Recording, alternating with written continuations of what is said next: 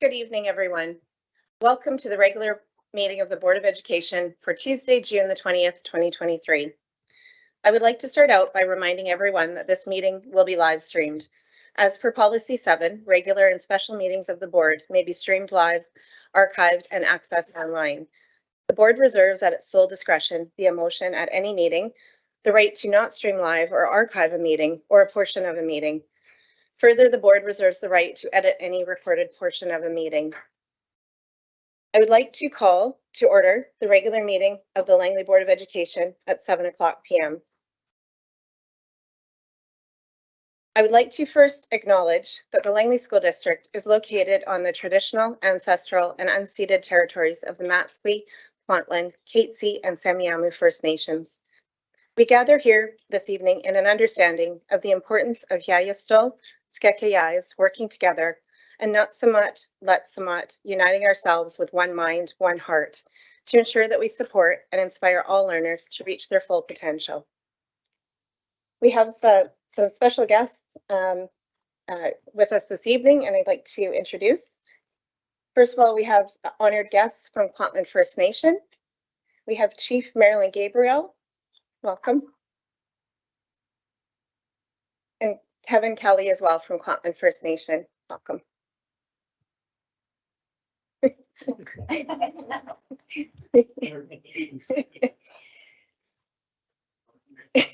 wouldn't ignore you. Thanks for coming. Okay, so and we also have, yes, sorry, I got distracted by Kevin disappearing around the corner. And we also have many other honored guests from Kwantlen First Nations. Thank you so much for being here. We also have partner groups here with us this evening. We have CUPE 1260 President Taylor Hollavoth, CUPE 1850 Vice President Carrie Schaefer, LTA President Tanya Kerr, LTA Vice President Ellen Bornowski, Vice President, oh, sorry, actually, no, he's not here. LPVPA President Kim Anderson, DPAC President Alicia Rumpel, DPAC Vice President Brian Martins, and CUPE 1260 VP Jesse Calger. We also have with us this evening from our from staff, we have Superintendent Mal Gill on my right, Secretary Treasurer Brian Isley on my left, Deputy Superintendent Woody Bradford, Assistant Superintendent Lisa Lanchberry, Assistant Superintendent Marcello Moino, Assistant Secretary Treasurer Shind Chand, Communications Manager Joanne Abshire, Executive Assistant Judy Swanson, IT Manager Dale Vo, Technical Support Specialist 3, Paul Baboa, Technical Support Specialist 2, Vincent Montefrio, and we have our Board of Trustees here on my far left. We have Trustee Charlie Fox. Beside Trustee Charlie Fox is Trustee Tony Ward. And then we have Trustee Sarbrai. And on my far right, Trustee Marnie Wilson. Beside Trustee Wilson is Trustee Joel Neufeld. And then we have Vice Chair Holly Dickinson and myself, Chair Candy Ashdown. And I hope I haven't missed anyone, but please let me know if I did at the end of the meeting. And welcome everyone. Thank you for being here. Oh, okay, and I did actually miss an important. I didn't have that actually on my. I have a name on my list. So sorry. And we have a special guest as well, District Principal of Aboriginal Education, who I forgot to mention as well, Mike Pugh, as well as a student from Peter Ewart Middle School, Emma Morris. Thank you for being here. Thank you. And the board has a few announcements or acknowledgements we'd like to begin the evening with. The month of June is recognized in Canada as National Indigenous History Month. During this month, we take the time to listen to, learn about, and honor the stories and contributions of First Nations, Inuit, and Métis peoples across Canada. June 21st is recognized in Canada as National Indigenous Peoples Day, chosen to align with the summer solstice due to its importance and connection to many Indigenous peoples and communities. National Indigenous Peoples Day is an opportunity for all of us to celebrate the rich history, unique culture, and diverse contributions of First Nations, Inuit, and Métis people. On behalf of the board, we hope that you will take the opportunity to learn more through story, by reading Indigenous literature or watching Indigenous films, by exploring and engaging in virtual events, or just having conversations with others. Please join the board as we learn more together about the history, culture, and perspectives of Indigenous communities across Canada. The board is sharing that the district is also celebrating Pride Month during the month of June. This month is an opportunity where we celebrate the freedom to be ourselves and show off our colors. Throughout this month and throughout the district, staff and students are celebrating by having pride parades in their communities, displays in their schools and classrooms, bake sales to raise money for different 2S LGBTQ+ charities, and having school-led activities such as Pride Month celebratory sessions on various 2S LGBTQ+ presentations. Pride festivals, parades, and events are celebrations of the progress the 2S LGBTQ+ community has made, but also a time to recognize how far we still have to go to achieve true equality and inclusion. National Accessibility was recognized the week of May the 28th to June the 3rd. The week celebrated the valuable contributions and leadership of people with disabilities in Canada, the work of allies, organizations, and communities that are removing barriers and ongoing efforts to become a more accessible and inclusive Canada. This year's theme was Disability Inclusion, from Possibilities to Practice. To celebrate National Accessibility Week, District Learning Support Services staff hosted Access in Action at the school board office, which was an opportunity to demonstrate how staff use tools, equipment, and technology to make learning more accessible for students. September 2023 marks the date that all school districts in BC are required to have an accessibility committee, plan, and feedback mechanism. The district is currently forming the committee that will provide guidance for the development of Langley's accessibility plan. At this time, I'm going to pass the mic over to Vice Chair Dickinson for a report from in camera.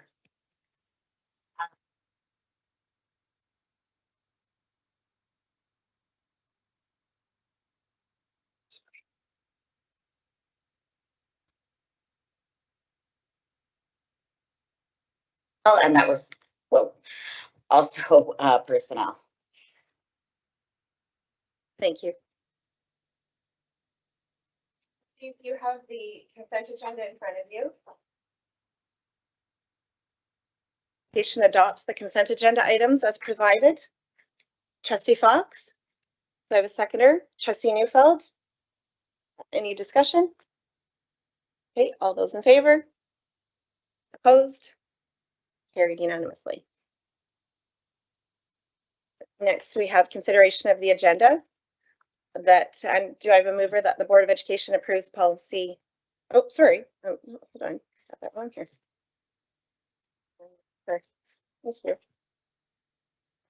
Yeah, sorry. It's something strange in my notes here. Yeah, can I have a mover that the Board of Education approves the agenda as presented? Trustee Dickinson, a second by Trustee Ward. Good. Sure. Okay. Any discussion? All those in favor? Opposed? Okay, carried unanimously. Thank you. Let's make sure the votes are correct here. Okay, and then the next on the list we have the superintendent's report, and I'm going to pass the mic over to Superintendent Gill.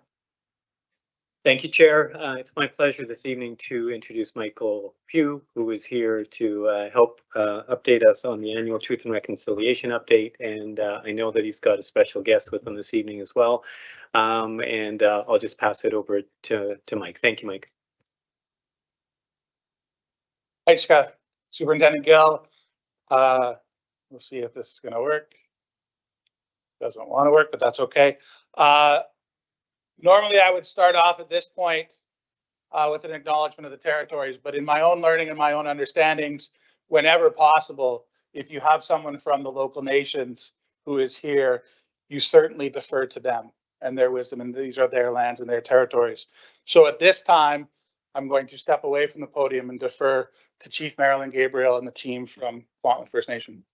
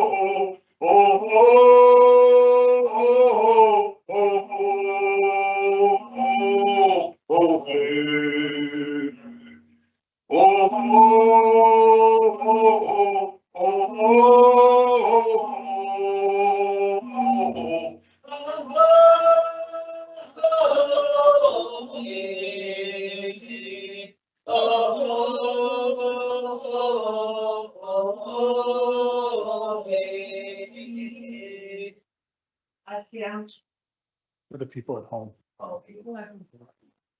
Hi, people at home. Asiam, dear family, can I have a seat? Thank you. Thank you.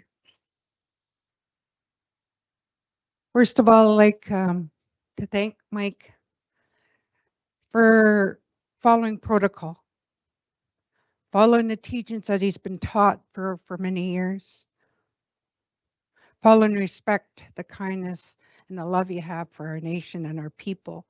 You keep showing us and your team and all of you. We wanted to walk our little warrior in.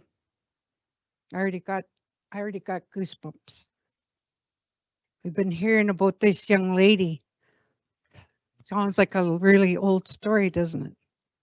Heard about this young girl that's doing really good and speaking it from her heart and her mind and your soul. We wanted to honor her today. When anyone comes into our lawn house, they would see that the blanket covers her shoulders in honor. It's the highest honor we can give any person, any people, any child, any youth, a dear warrior to wear, to let you know our nation's proud of you. And this is to cover you, to protect you. Don't let anyone get in there or take away that light and that spirit within yourself. You stay true to yourself. The young ones are so most strong. You're like decades stronger than we are. And I'm so proud of you. So we wanted to walk in the way, the highest honor as well. Come bring you in. Clear the path for you so you can say what you need to say tonight. And I thank you for all being here to witness that. See proud parents back there. I told everyone, bring Kleenex, bring Kleenex. I think Tara has a Kleenex. So if you need some, Tara's got some. So again, thank you for opening your home. Candace, our dear friend, allowing us in your home and allowing us to share. I let everyone know, and my teacher Linda back there, and the teachers and everyone, educators, know that we get all our vision from our medicine. The children are our medicine. So I'm going to turn it over to you, my dear. And I wanted to talk now because I know I'll be over there crying in the back like a little baby girl. And so proud of you. All of us are so proud of you. Make Kwantlen proud.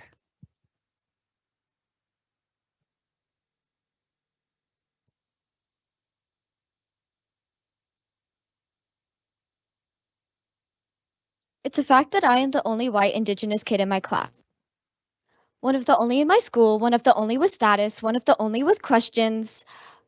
But why is that really? How come it took the government so long to deem me right? How come they needed signature signings, birthdays, family history, all to find me as a quote status Indian? Am I not Emma? Am I just another person in the Indian Act? Huh? Canada? Canada. If you feel remorseful, or maybe even regretful, then here's a question for you. Do you really believe that this money you send us will repent for the dead children? And I am curious, Canada, can you tell me why I am the only Indigenous kid in my class? Being a white Indigenous person and my views. Being my topic and my first point, I find it unfair that even though I look white, no one's racist to me, yet my band members have had rude names called at them. It is unfair, Canada.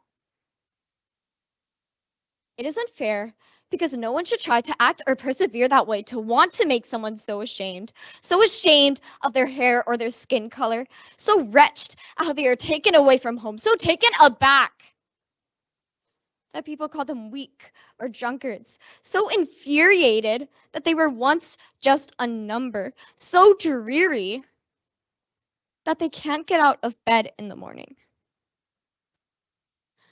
My question on this, Canada, is why did you just sit there and watch? And the thing is, it still hurts me too.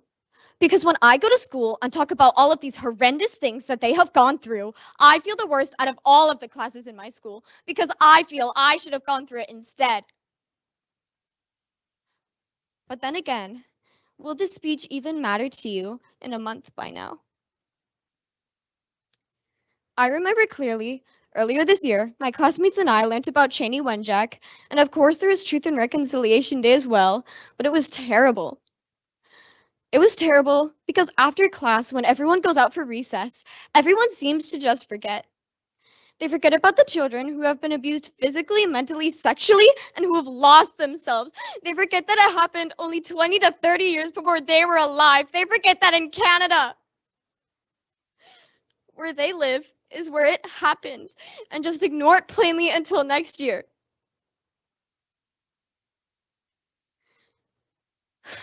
And I get that this may be off topic, but Canada, I don't think you'd get it. Because life changes when you were only white 1 year ago. It changes your view in your classroom. Noticing how people don't show if they even care. Realizing that you might be the only person who is about to be on the verge of tears. Realizing that you were just like them a year ago. But the thing is, I am only white Indigenous. I myself have not had a family member who has gone through this, and it is extremely painful. And the people in my band and people who I have been with and surrounded by in Kwantlen have too. They are amazing people. They managed to get past it. They manage to get out of bed in the morning because they are used to it by now. And I wonder why, Canada. I wonder why my identity prevents me from speaking for and by these people. I wonder why my land will be taken either with money given back or without. I wonder why, Canada, why you are only telling the world this now. But I guess I am only white Indigenous.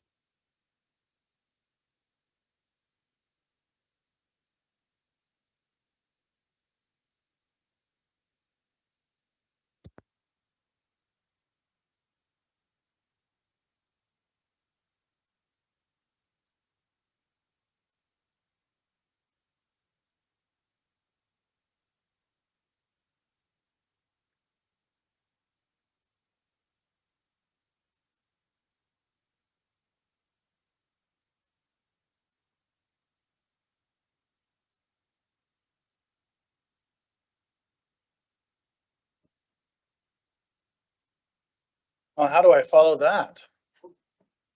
Thank you, Emma. I couldn't have asked for a better startup. Emma speaks the truth. Emma shares her experiences. And as we frame tonight's presentation, Emma speaks to all of those. Learning is relational. It's connected to place, relationships. It's embedded in memory, history, and story. This is a story that involves patience and time. And it's recognizing the consequences of one's actions. Or from the Aboriginal ways of knowing and being from the BCTF, once again, speaking about the same things, relationships. The deepest learning takes place through lived experiences. Important teachings emerge through stories.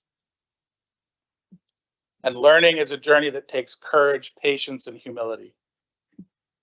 We saw a young lady who represented all of that. We don't forget that we're guided in our work all the time through these two guiding principles. That we are here, we talk about it at the beginning of board meetings, we talk about it at the beginning of superintendent's meetings, we talk about it all the time. We are here under two guiding principles. We are here to work together. The Halkamilam word, skeko yois. The Hunkaminam word, yayastal. And we are here around that vision, that understanding, that one heart, one mind, connecting our heart and our mind, connecting with each other and how we do things. Lotsamat, Halkamilam, Notsamat, and Hunkaminam. And it is those two guiding principles that have to stay at the forefront of all the work we do when we talk about truth and reconciliation in this district. This is a journey our district began in 2015 following the Truth and Reconciliation Commission report. It is a journey that Indigenous communities have been on for over 150 years. We are just starting in our journey, and there is so much work to do. And coming out of this, when we came and we have these plaques in our schools for the work that we do as a reminder at all times what it is that needs to be done. We need to always take that moment to stop and recognize how it began here and who is responsible for that. A Kwantlen elder, a survivor, a warrior, who would be part of this district and share her story with kids all the time because the children were her medicine. That being Saquia Josette Danderand. Supported by her son, Luke Wayanuk, the man of sound. And if you know Luke, he is a man of sound, a man of many words. And it was his voice along with Saquia's that went to Ottawa to experience that peace and to bring the story back. Joining them on that journey, a former trustee, daughter of a residential school survivor, Cecilia Riki. And between the three of them, they came back to this district and they said, we have work to do, but we can do this. And so began the journey. This, some people might refer to as a symbol, a logo. Kevin Lamoureux shared with us that this is actually a piece of literature. It shares a story, an important knowledge to share. For those of you who don't know, this is the symbol that represents the National Center for Truth and Reconciliation. In there, in the middle, the flame. We have heard many, many times how important flame and fire is within Indigenous communities and how sacred it is. This is the fire of reconciliation. It is the fire that each and every one of us has a role to play in, has a duty to ensure it burns brightly. Because it is, if that flame doesn't, it is about the children of future generations that will not experience what they need to experience. You will also see within the flame, there's two birds, a really dark orange and a lighter orange bird. Those two birds symbolize us, Indigenous and non-Indigenous people working together, Yayasthal, under that common understanding, that one heart, one mind, that Natsamat of truth and reconciliation. And so when we talk about things that have gone on for truth and reconciliation in the district, it's important to understand that I could sit and talk about things that happen on a daily basis. Sometimes the most important things in truth and reconciliation are the little things that happen in the classroom, in a conversation, in a relationship, in a moment. But it's also important that we do highlight those opportunities for learning. Specifically, in this case, some of the opportunities we've provided not just to school-based staff, but to staff that work here at the board office, that work at maintenance, that work in other areas that maybe are not directly connected on a daily basis to kids, but have an important role in the experience of kids within our district. So on May 5th, we talk about the missing and murdered Indigenous women and girls. We honor the Red Dress Project and the thousands that have continued to go missing. And if you don't know about it, we're not here to shame, but I'm here to ask, get on the journey. Find out more. Emma already alluded to the National Day for Truth and Reconciliation, Every Child Matters. The honoring of those survivors, those warriors, and those who did not return, their families, the communities who continue to experience the ongoing effects from residential schools and from the greater colonial process. We had an incredible odyssey, Prodi Day in February, an opportunity to sit down and have conversations with representatives from each of the 4 local nations, because we understood staff in this district, many of us have lived here for a long time and may not know much about the nations on whose land we live. And so we spoke with Chief Alice McKay and Brenda Morgan from Matsqui. We spoke with Chief Marilyn Gabriel and Kevin's son, Michael. We spoke with Deanna Miller from Catesy, a staff member in our district.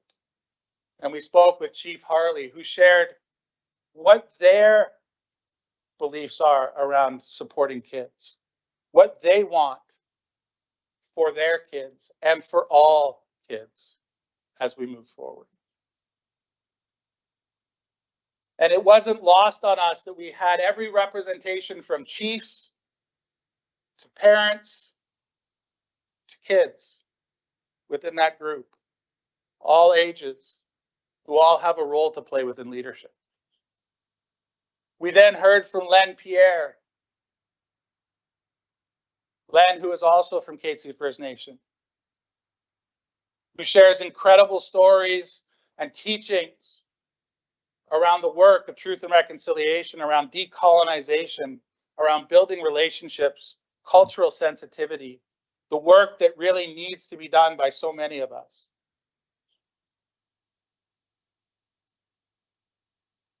And what we often miss, and if you have not read this book, Truth Telling by Michelle Good, her first one, Five Little Indians, an incredible piece of literature. If you haven't read that, read that.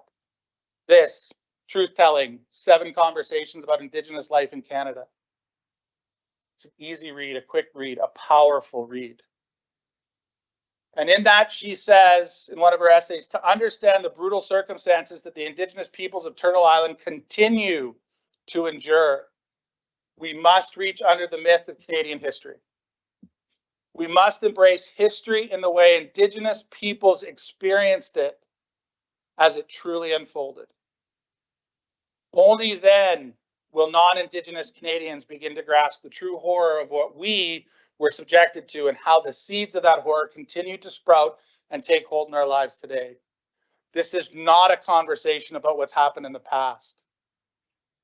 This is an ongoing, contemporary, daily piece. And it is our job to hear the words of Emma, to hear the words of others like her that shared their experience. You may have seen that yesterday there was a report released around the grave sites and the different residential school sites that are being investigated. And the concern shared by the special, I can't remember her title, but that special individual who wrote the report, that we have denialists in our midst. People who think it's appropriate to show up on the lands of the Tk'emlúps, the Secwépemc people, and they need to see it for themselves. We're going to bring shovels because they're not able to listen to the experience of others as it truly unfolded. That is the work as non-Indigenous people that we must do. Listen to the experience and understand it for what it is. The next part of this literature is that yellow part of the flame. Kevin shares in his explanation that that yellow piece of the flame represents children, not just children present, but those of the future and those of the past. That it is our work to ensure that we burn brightly and we get that fire going for those children. That is the sacred work we do. And so it was at this point where I was going to turn it over to Emma,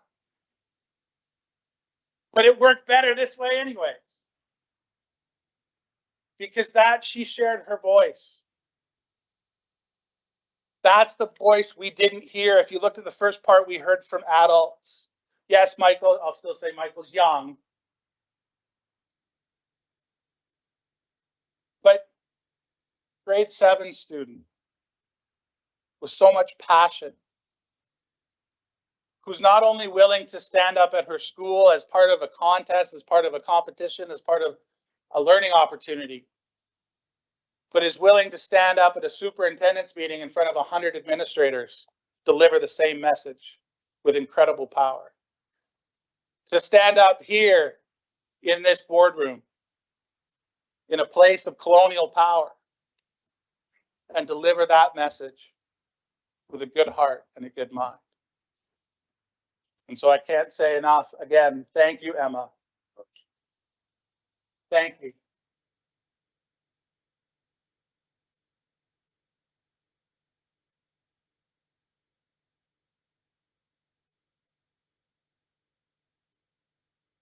And the last part of the literature is the circle. Kevin Lamoureux, in his words that he shared with us in one of his presentations, says he has a colleague who says there's 2 parts to a circle: the inside and the outside. And it's our job that as we do this work to ensure that there is space at that fire for everybody. Think about when you have gone camping. Think about when you've been, not now, obviously, because that fire's outside. I don't want you doing that. But when you're able to, yeah, no, you go camping, just don't have. But think about the incredible experiences, the memories, the feelings that you have as you sit around that fire, knowing you're warm in the darkness of the night, sitting around with friends, with family. And understand we want that experience for everybody. And yes, we're going to have denialists. There are going to be those people who are standing and facing the wrong way, standing away from the fire. But it is our job to make sure we find ways to help them turn to the fire and to have that space when they're ready to turn. As he says, in reconciliation, it is our business to ensure our circle is big enough for all our community members and that there is a welcome spot at that circle for everybody. Not most, not some, but all. And so as we talk about how we create that space in our district for our community, we look at some of our next steps. The School Improvement Day. We will be doing a virtual kickoff around the enhancement agreement, around Indigenous education. It will be a virtual presentation, but every school will be part of it. Every department will take a part in that. The same will happen on the Design and Assessment Day. And then we'll come together for Odyssey on the in February, in person, hoping that all will, after the kickoffs and after everything we've done, want to come and join us by the fire to continue that learning and continue to move forward together. With that final goal of saying we're all going to come together in person for an incredible day of learning in October 2024. It is a pathway forward. As the picture shows, it is not without peril. It is not a straight line. It is not an easy road. There will be challenges. But when we work together, Yayasthal, under that one idea, one heart, one mind, Natsamat, we can do that work together.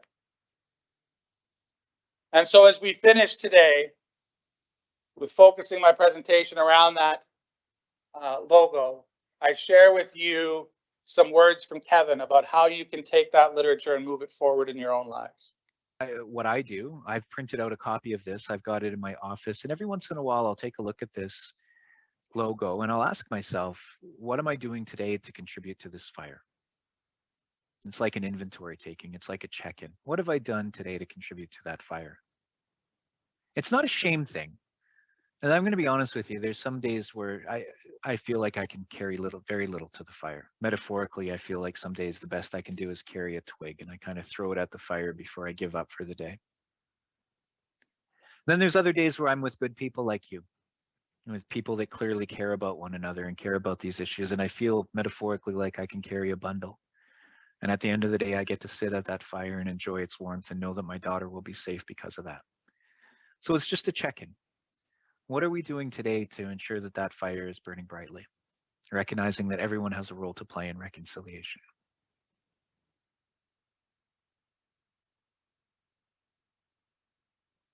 And what are we doing to make that fire burn bright? And as he said, some days, the best I could do is this twig. I think Emma today carried a bundle. And I thank her again for that.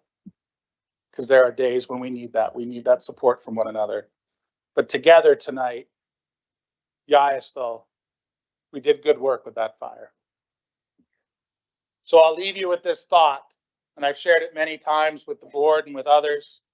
This comes from Aldergrove Community Secondary School from a student who on a National Day for Truth and Reconciliation shared this.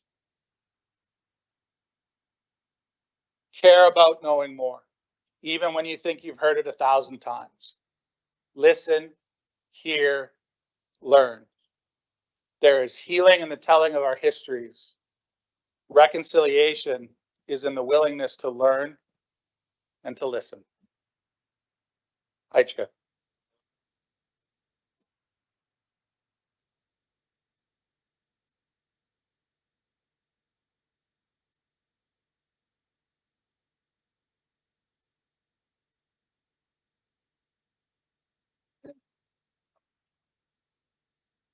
Is it just stand up? Yeah, Okay, you're good. don't have to bend my knees. Okay, again, Chief Marilyn Gabriel, Kwantlen First Nation. Starkwasan is my traditional name.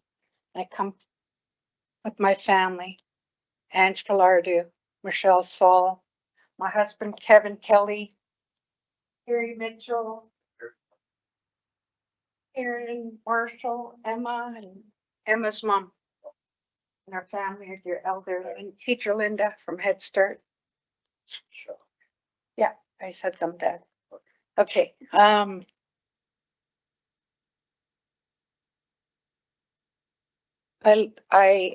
am honored, or I want to honor Mike for learning to get out of your head sometimes. Challenge you to do that more. Challenge you to get out of your head and hear people from your heart. And listen, fully listen. This is not just another meeting. That for us in Kwantlen, that was history in the making. My hair's still up and I don't have any.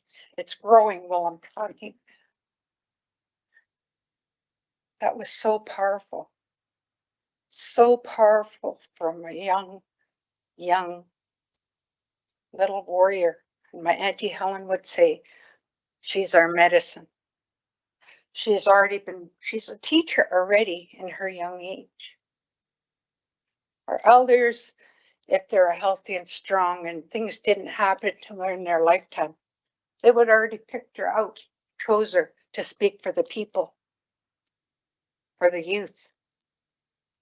Because she has the right heart. She has the right mind. And hearing and listening to her family's history in the past, and it wasn't pretty. And sometimes we have to say that to you. And you have to remember, and we do this once a year.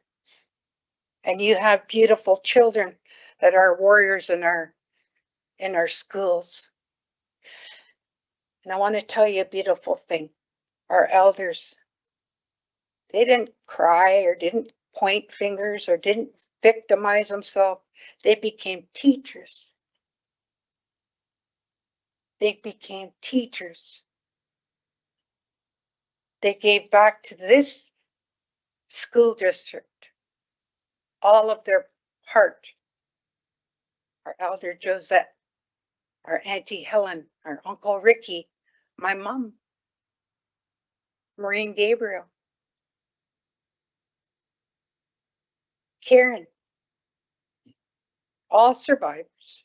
But we don't say survivors, we say warriors. So if you see them, you call them a warrior. They're still here. They're still sharing and teaching with every one of your students. And they want to do that till their time is up. Auntie Helen is doing exercise and everything to come back. She loves those kids. And when we said, oh, just take out the Aboriginal children, the kids go, oh, I don't want to do that. My friends want to come with me. And so the elders fought for that. Teach everyone. Teach everyone. So everyone learns. I bet you if you go back, families have kids in this school district or Surrey School District, you ask them these questions, they'll answer you. They've been teaching it and listening to it like in the lawn house. The schools are their lawn house. They hear it time and time and time again, just like in a lawn house. You say it to them so they'll know and feel it and become it and live it. And that's all we can ask anyone to do. Be kind, be respectful. Let everyone know they matter. Because you know what? They don't hear those things. Maybe you don't hear those things. We have to keep you strong to keep everybody strong. So you have to take care of yourself. That's what we're learning in our nation in a long time. We're not working tomorrow. I'm not running around or getting my husband to drive to Timbuktu to share our things. We had a loss in our community, a huge loss. And now we're just going to look after ourselves on our day and have these beautiful people like Mike develop a story through these pictures and talking to other people and share it for us. Because we want a day off. We want to take care of ourselves. But I thank you for being always open-hearted, open-minded, listening fully with the ears. We feel it. And respect that we have for this room is huge. We've been at the table years and we'll continue to come and support when needed, just like Mike come to support us this time. You, Woody, and all of you. I thank you for listening to our baby girl, our young Kwantlen, strong Kwantlen, warrior. So proud. So thank you. Take care of yourselves. Out of here sometimes, in here. Okay? Okay, take care.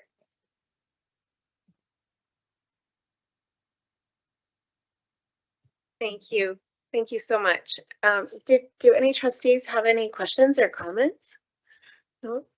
Okay, well, hearing no questions or comments, I'm just gonna offer a huge thank you to all of you for being here. Every single time, Mike, that you join us, and Marilyn and Kevin and the other guests from Kwantlen First Nations as well, and Emma, and I learned so much, and I know I'm sure all the other trustees too. We're on a continuous journey of learning, and I know you came recently to one of our other meetings and actually educated, I believe, a lot, all of us. I learned a lot even at that meeting, and so I just want to thank you so much for always coming and sharing, and it's always very I just always appreciate when you come and visit us, and it means more than you even know. And so thank you so much on behalf of the board and for being here. Certainly. I just want to turn it over just for a second in response. Yeah. I just had a short story. My late mother and father from my reserve, Swally, they were born in 1919. Woody knows the Sumas territory in Abbotsford off of Whatcom. That's where my mom was born. It was back in 1967. My mom originated Cowichan sweater, the Salish weavers, all done with natural dyes and wool. Pierre Elliott Trudeau was our prime minister then. A lot of the weavings that our people made in Stala went to Ottawa. I remember one Christmas, it was 1967, I was 8 years old, and the oldest house on the reserve built in 1948. At Christmas, my mom would do a lot of knitting to get us Christmas presents. She'd stay up all night and knit a sweater. One night I came out about 11:30 at night out of my bedroom. My mom was busy knitting under a small lamp. And I could hear her. And I walked right over to her and I heard her speak in our language. And I said to her, "Mom, what did you say?" And all of a sudden she didn't talk anymore. And it was like I was a priest or a nun. And she looked at me and she said, "When I went to residential school, I kept it to myself. I didn't let them beat it out of me. And I never lost it. I didn't want you 8 kids going through what I went through." And she just shared that, and that's all she had to share. My dad never talked much about it. They both went to Coqueluche. I ended up working there when it was their government office. Then they finally just recently tore it down. But I remember we went when Canada turned 150 for Bob Long and Elder Road. And they asked us to speak, and they were bragging that Canada was 150 years old. And my wife got up there and spoke, and she said, yeah, my people have been here 14,000 years. That's how long Kwantlen's been here, living proof. This lady walked by and she was just bawling her eyes out. She asked me what was going on, and I told her it was a reconciliation. And she said, all I was doing was going to Starbucks with my girlfriend. I work at a daycare. I just moved here from Surrey. And she just carried a lot of her pain and anger. We were only supposed to be there 20 minutes. We were there 4 hours talking to these people because they wanted to learn. And my wife looked at that young lady and said, you know what?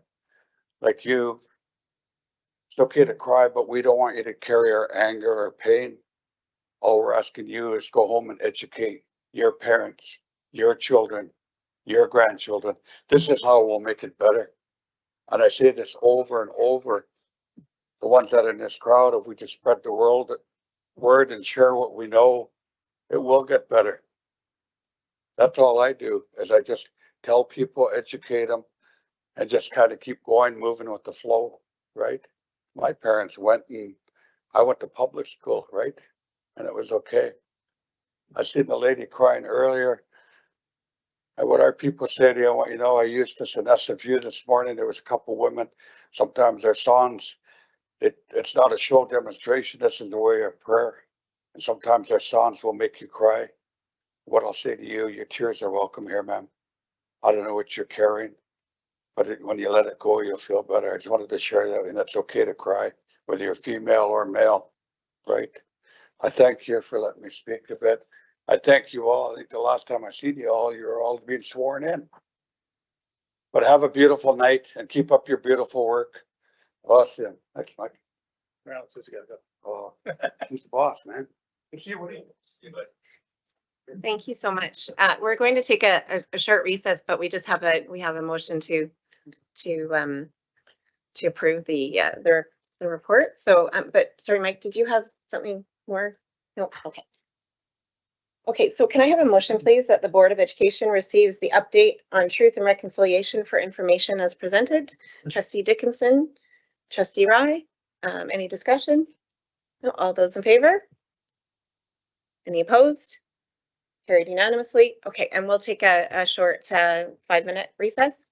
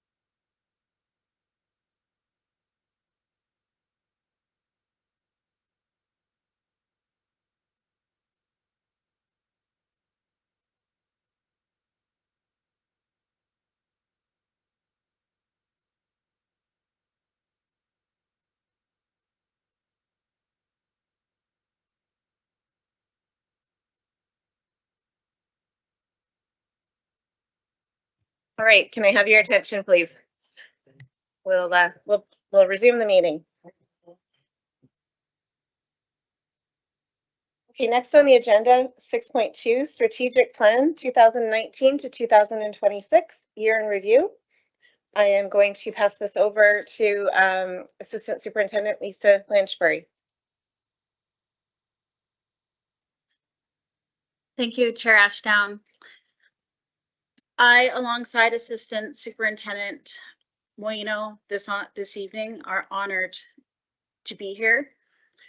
We're not only honored to share an update on the strategic plan, but we both feel honored to just have been in this room over the past hour, to have had the opportunity to learn from Chief Marilyn Gabriel, from all of Kwantlen Nation who is here this evening, and especially from Emma Morris, who shared her story with us in such an authentic, heartfelt, moving, courageous way that really reminded me about why we're here, reminded all of us who had the opportunity to learn that. We know that our purpose and mission in Langley School District is to inspire all learners.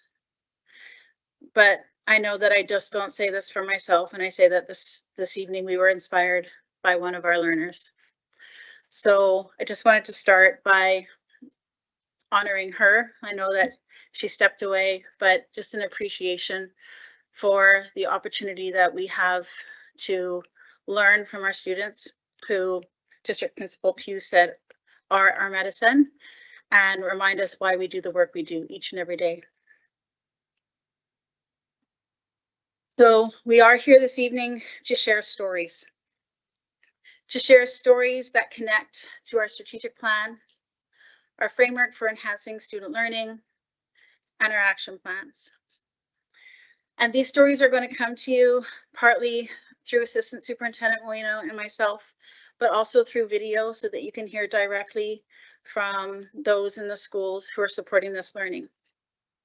And again, we do so that every child can reach their full potential.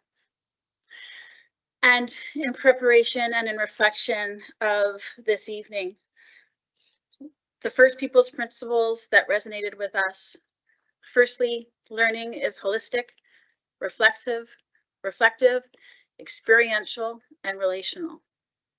Focused on connectedness, on reciprocal relationships, and a sense of place. And it's what we learned earlier, again, a reminder that working together is what is most powerful. Yayastal, Skekaoyas. And only with one heart and one mind can that be powerful. Not Samat, Lot Samat. It's what brings strength to the work we do. And so we do have some guiding documents, the strategic plan, the framework for enhancing student learning, and action plans that guide us and that are our compass throughout this journey. And secondly, learning is embedded in memory, history, and story. And again, the stories come from schools themselves. They come from our buildings, where our work is to always keep our eye on our goals of supporting all students so that they can reach their full potential. And so we are going to hear directly from these schools. These stories will take flight. They'll come to life as we move from building to building, and they will bring our continuous improvement plan to life. And this evening, we will share growth, we will share successes, we will share celebrations, and we will share next steps. And again, it comes back to our why. Emma is our why. Students like Emma are our why.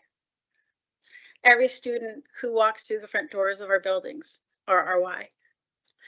Yes, again, our work is to inspire all learners to reach their full potential and create a positive legacy for the future.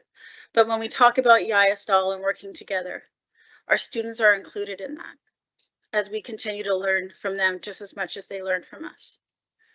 And our enhancement agreement will create part of the foundation for that work to occur. as we work to support all students, and in particular our Indigenous students, on the path to truth and reconciliation, so that every child can be successful. And that's our work to ensoul our schools. When we create compassionate and inclusive social and academic learning communities that provide access for every learner, we can be guided with this 3-block model. The foundation of the model being social and emotional learning. So that when students come through the front buildings of our schools, come through the front door of our schools, we can remember what Kevin Lamoureux says about they are there and they exhale. Because as they enter the buildings, they feel safe. They feel a sense of belonging. So it's our work to ensure that that is happening, and we're creating the conditions for that to happen. When we look at the block of instructional practice, not only teachers through their growth plan process, but all teachers to use the framework for teaching and learning as a guide, and for administrators to support that learning. Through systems and structures, one of them being response to intervention, so that we can focus intentionally on every child as individuals and not just as a whole. And our strategic plan, looking back and looking forward from the 2023 to 2026 cycle, at the May 16th board meeting where Superintendent Gill shared the new strategic plan for the upcoming 4 years, focusing on the domains that you see there. But the why, again, comes back. We are creating an innovative, inspiring, and unified learning community, and all with the students at the center of our work. And that lives within our School District 35 continuous improvement plan.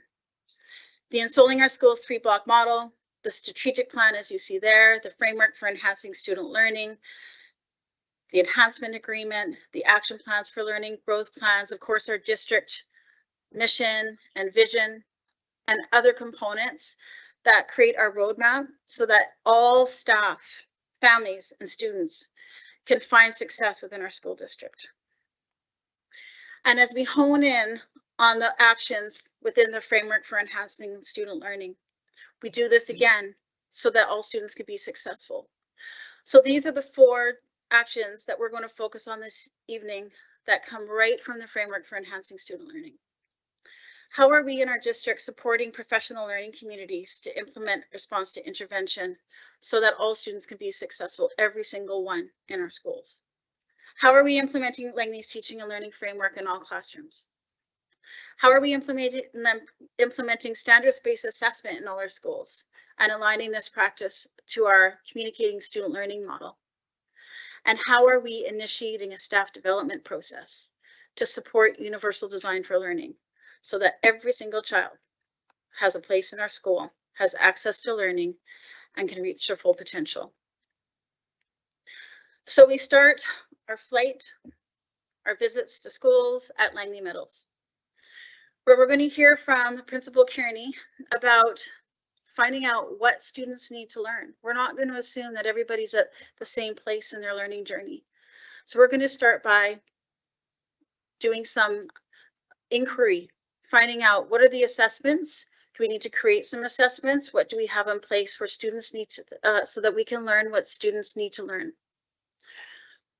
What are they doing in terms of not only literacy and numeracy, but social emotional learning, so all students are supported? What are they doing in terms of creating professional learning communities and responding to the needs through their professional learning communities so that students can be successful? And so we're going to hear directly from Principal Kearney in our first video here. One of the questions that we work on is how do we know if our students are learning? And so they develop some assessments together, and then we also have some school-wide assessments. This year we did school-wide right in fall and again in spring, just to get some information about how to specifically support every learner. And then they meet together as a team to plan those interventions together and to also go deeper in their professional learning. So one of the things that some of our classes have done this year is planning those interventions together. So a great example is my grade 4 team. really wanted to dig into the writing side of literacy. We had really strong reading levels for our grade 4s, but they recognized that the writing skills weren't as high as the reading skills.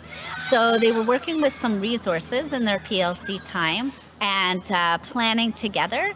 And then they started working with their ELL teacher and resource teacher to do a walk to write. So they did some assessment through our school-wide rights and classroom rights to put students into groups.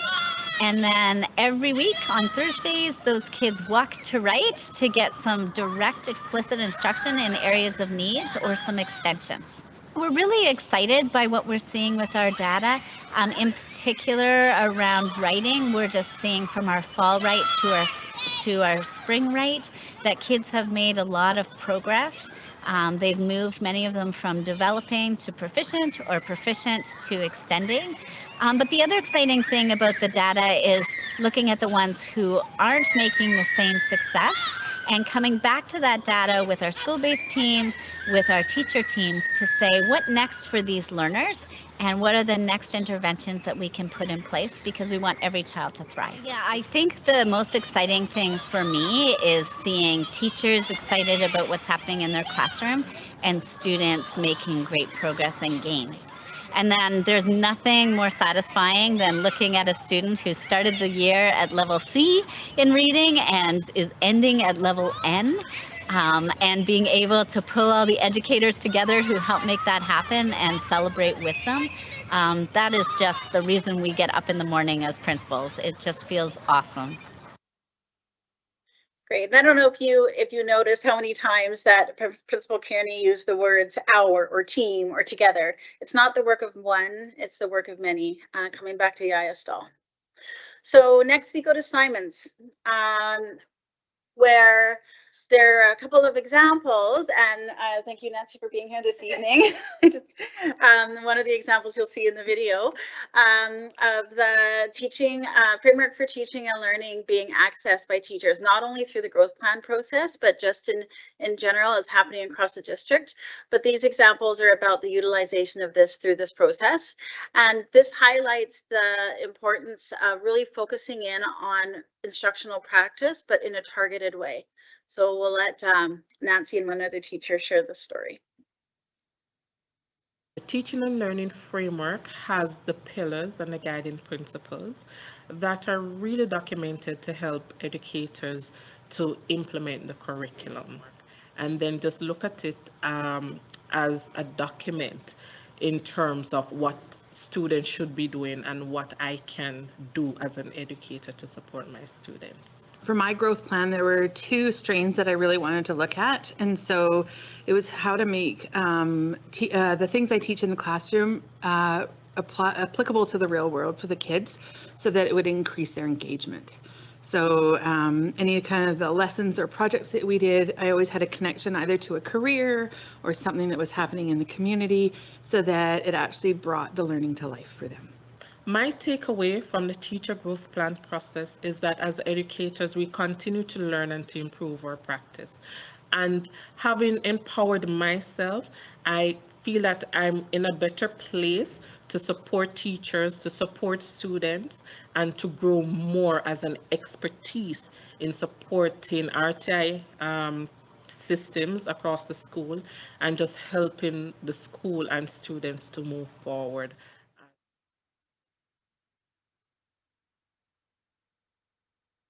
Thank you, Assistant Superintendent Langebury. As you can see from those first two stories, the first two videos, what happens in terms of the systems and structures that exist in schools, what happens in terms of what staff do in classrooms, the most important places in the district, have an incredible impact on student success. Equally important is the role of assessment. And so unified action number 3, to implement standards-based assessment in all schools and align this practice to our communicating student learning model. 2 key parts to this third action. The first is assessment. And I think you saw in both videos the role that powerful assessment has on student learning. In the very first video, Principal Kearney talked about success. That assessment actually creates hope in students. And when assessment is done well, students see a pathway forward. And with that pathway forward, they then experience success, they feel more confident, and it becomes, again, a very positive loop. The second part of this goal is the communicating student learning. And this district has been working very hard the last few years to implement, as slow as we need, but as quickly as we can, the idea of student inclusive conferences. The basic idea of the student inclusive conference is that we bring student, parent, and not just teacher, but staff together to then share, not just communicate one way, but share stories of learning so that we have parents, we have staff, we have student all working together and talking about student learning in an incredibly powerful way. The last few years, we've been, again, working on student inclusive conferences. By the end of next year, 2023, 2024, all 31 elementary schools in this district will have student inclusive conferences happening at their schools. And so the next slide, the next story, the third story, is an example of what that looks like. And so student inclusive conferences. He was working on letter sound, so he drew the fox, the sound, and then he wrote it. I think the main role is to be there to help facilitate the conversation, and then also to kind of walk alongside everyone, walk alongside the parent, walk alongside the school team members, and just to be there to answer any questions from a resource perspective that the teacher might have or the parents might have. This is like an information sharing opportunity, and so there's things that get talked about during these conferences that if I wasn't present at those meetings, I would miss out on those things. And sometimes we're so busy in our days that information might not get passed along, and I might have missed out on some very valuable information. We don't often get to see parents with their kids in the community, and so that unique opportunity to be able to see that interaction between the parent and the student is valuable information for us. I think one of the things is it's confirming that mom is seeing the same progression that we're seeing here at school. And then the other thing is about what's important for mom moving forward, what is important for the family moving forward, and setting those goals together as a collaborative unit. What we see there is a powerful alignment of the school team, of parents, and of students. What we see in all three videos is actually how the three blocks really do work together. Even though we've highlighted different blocks individually, all three videos were really about all three blocks. And again, as Assistant Superintendent Leitchberry said, at the foundation of these three blocks is a social emotional learning. It's the connection, it's the relationship. Because when you have connection relationship, you have student engagement. Research very clear that students will connect first emotionally and then intellectually. So when we create those safe spaces, when we create those social emotional connections, we then start to implement and maximize the impact of system structures and instructional practice. The second part of what I wanted to share here is the definition of ensouling our schools, creating compassionate, inclusive, social, and academic learning communities that provide access for every learner. That's the definition of something we've been working very hard on in this district, and it's going to lead to the fourth video, the idea of something called UDL, or Universal Design for Learning. And as Assistant Superintendent Leitchberry said, that is about planning for all. It is about lessons, it is about systems, it is about culture that isn't just for some students or most students, but it's for all students. And so our fourth unified action, creating a common understanding of universal design for learning within instructional services, learning support services, and the Aboriginal program. You're going to hear an update from a few folks that you might recognize. In terms of the PESL, the unified actions, the fourth unified action is about your three departments coming together and having a common understanding of UDL. Just curious, how far did your departments get in terms of that conversation?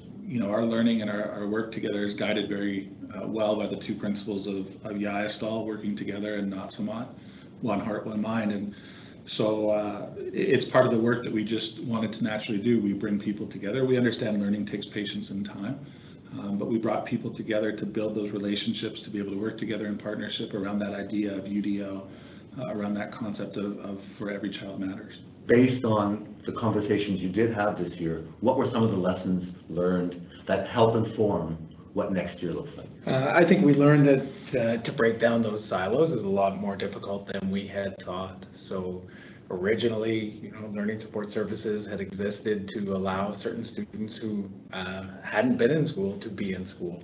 Instructional services had existed to plan for most students, but not all. And the Aboriginal program, working really strongly to build a positive personal and cultural identity amongst children. So as we got together as a team, what we realized is, wow, the historical context of this is really deep, and this is not going to be solved. We're not going to come to one heart and one mind about what does a universally designed system look like in a short period of time with 6 people from different departments sitting together. So with all of that in mind, how did that inform the plan for next year?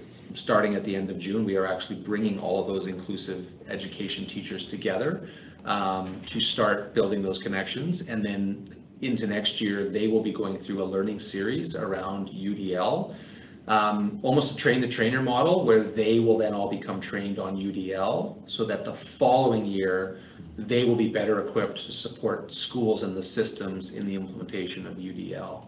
And in addition to that, the administrators, district principals, and the directors, all of us, are also doing our own separate learning series next year alongside that. So as we work with our inclusive education teachers, we feel like we're actually as equipped to be able to help guide them as they go through that learning. So between those things, we hope that the year after, we will be able to then support the system better in implementing it across all of our schools across the district. So for me, I hear 4 big themes from the 4th story shared. Number 1, Universal Design for Learning UDL is incredibly complex. And rather than trying to implement it at the school level, we had to start first at the district level. Because at the district level, we need a clear understanding of what UDL is, how it works, what it looks like. So first theme again, UDL, developing that common understanding and doing it at the district level.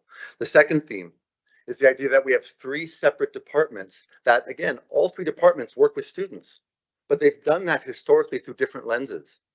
And so very intentionally, they came together because they knew they needed to support students and they needed to support the system, all with that very common understanding. We saw evidence of a plan that was actually adapting, that the original goal of having this be a 1-year exercise, the district staff, they weren't ready yet. This is big. And so what did they do? They adapted the plan. And that's what successful plans do. They adapt and they become successful plans because we are always trying to meet the needs at that moment. And finally, any idea that requires deep understanding, deep systemic understanding, requires patience and time. And so the strategic plan, the FESL, all of the documents that Assistant Superintendent Leitchberry talked about, in essence, they start out as words on a page. And that's where they stay unless you've got people, a system coming together to put those words into action. And those actions then take flight when they become stories, and those stories create an incredible power and momentum going forward. Those stories come alive through intentionality, the guiding principles that District Principal Pugh talked about. Ultimately, the guiding principles that make those stories really have impact. It's about those common understandings, that common purpose that Let Samat, Not Samat, one heart, one mind describe. And then when we have that common understanding, it's then time to step forward together in a common direction. Tsequoias and Yayastal. We started with the why and we're going to end with the why. But we're ending with a shared why. It's a very simple why. The idea that every single child in this district matters. And that's why it's worth all of those common actions, all of those common understandings, all of the work required to get an entire system aligned. But as we saw with Emma, I think it's more important than simply that every adult believes that every child matters. What's maybe more important is that every child knows that they matter. And so with that, if you have any questions for Assistant Superintendent Lynchbury, you're up. Thank you. Do any trustees have any questions? Great. We have a recommended motion that the Board of Education receives the strategic plan, community partners report for information, or sorry, the strategic plan 2019-2022 year in review for information as presented. Do I have a mover? Trustee Fox, or the seconder, Trustee Dickinson. Any discussion? All those in favor? Opposed? Carried unanimously. We have another recommended motion that the Board of Education receives the strategic plan, or is there another report for this? Oh, okay, sorry. Okay, go ahead. Thanks. Thank you. Thank you. So mine will be a quick report. I wanted to just share a part of the strategic plan that certainly impacts many of the people in this room, and that certainly is a part about community of partnerships. I want to point out that the plan last year, or in the last, the plan had a section similar to this called Community of Partners. And it was important that through the consultation that we included the partners that certainly are here every evening, board meeting, and certainly walk alongside us as we do the work that we need to do together to support our students. And and again, I just want to go back to these three principles of learning, and I do want to just address our partners that sometimes as we build relationships, it does take your patience with me and the time that we need together to establish those strong relationships so that we can do the work that we need to do. That together we're building memory, histories, and stories, not just together for us, but certainly for our community. And for that, I'm very thankful. And that as we work together, if it's positive, that it's going to have positive consequences for all of us. The strategic plan operates in three different main sections around the educational, the operational, and of course, sandwich in the middle, the very important part of the community of partnerships. And you represent that part for all of us. Because as we hope to achieve our goal, that Langley School District is committed to ensuring all learners have equitable transitional success rates through the collective work that we share in the strategic plan, that we can make that goal happen together. Through those guiding principles that are in the document themselves, and you've heard lots about those guiding principles this evening, and really focusing in that model of continuous improvement so that we can get to a place of equity for all learners. And again, our vision is that a community that is engaged and working together can make a powerful force, that will help our students reach their full potential. And through a number of different pieces that I know we're going to be able to put together, and things that we have done, things that are important right now for us as a community that we need to carry forward collectively. And as partners, I want to certainly acknowledge the folks in this room, Kim Anderson from the LPVPA, and the work that you do. Tanya Kerr, I don't know if Tanya Kerr came up there, my apologies. Taylor Halaboff from QP 1260, and Carrie Schaefer, who's here this evening as well, and Alicia Rempel from DPAC. And for next year, we have a little bit of a change. We have Taylor Bateau coming to join us from the LTA, and Brian Martins, who's here this evening, who's Vice President, who will take over as DPAC President.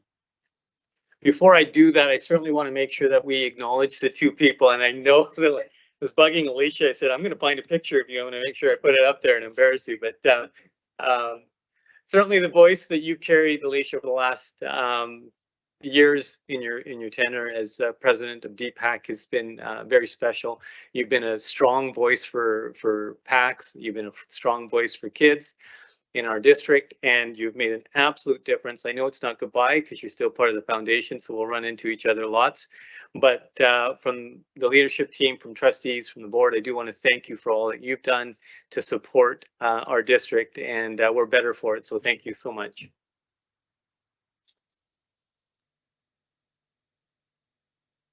Tanya's like, where'd you get that picture? Yes, Tanya, we got the name right on this slide. I do want to thank you so much to you and the work that you've done over the years. Certainly, I think I look at it as fast as we can and as slow as we must. And I think about the relationship that we've had collectively. And I think about how you've worked extremely hard to make a difference for your members, our teachers, and it's noticed. And I know that we've come a long, long way. It hasn't been easy. We've had times where we've disagreed. And there's been times that you've had to phone, like maybe this morning, and said, "Hey, did you know?" And I've appreciated that. And it's made us all better collectively. And we're going to miss your voice at the table. We're going to miss you here. I know you're not going far, and I know that you've got some other pieces around your own learning journey that I'm looking forward to and hearing about. But most of all, I just want to take an opportunity to say thank you so much for your contribution and what you've done for this district. Thank you so much.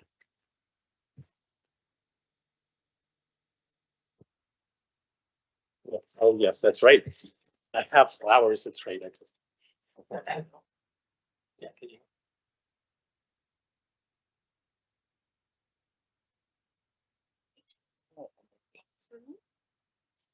In the jug. No, you can jug out. Take a jug away. Stay up.